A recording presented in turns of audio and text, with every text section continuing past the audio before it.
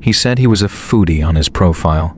To be honest, that's a pretty standard thing to say in a city like this, but Mark took it to a whole other level.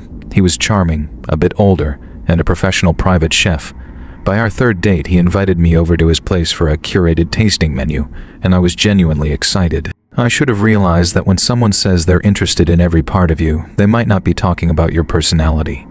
His apartment was beautiful, a minimalist, high-end loft with a kitchen that looked like it belonged in a magazine. The air smelled incredible, a rich blend of rosemary, expensive wine, and slow-roasting meat. Mark was the perfect host, pouring me a glass of vintage Cabernet and chatting about his time in culinary school. Everything felt sophisticated, safe, and completely normal. I remember thinking I'd finally hit the jackpot with this guy. The main course was a red wine braised meat served over polenta. It looked perfect, but as soon as I cut into it, something felt off. The texture was wrong. It was stringy, but incredibly soft, in a way that beef or lamb shouldn't be. And then there was the smell. Underneath the spices, there was this cloyingly sweet, metallic scent, something that reminded me of a biology lab I'd stepped into back in college. Mark didn't eat. He just sat there with his chin resting on his hands, watching me. "How is it?" he asked, his voice low and rhythmic. "It's a very exclusive cut. I had to go to great lengths to source it just for you." I took one small bite and my stomach did a slow, nauseating flip. It was too sweet, almost floral, and the way he was staring at my throat as I swallowed made the hair on my arm stand up. I excused myself to go to the bathroom, but I was so shaken I turned down the wrong hallway. I ended up in a small windowless room he used as a walk-in pantry. The smell in there was overwhelming, the same sickly sweet rot, but concentrated. I looked at the shelves, and my heart stopped.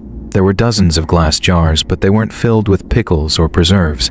They were filled with murky liquid and what looked like thick, pale strips of skin.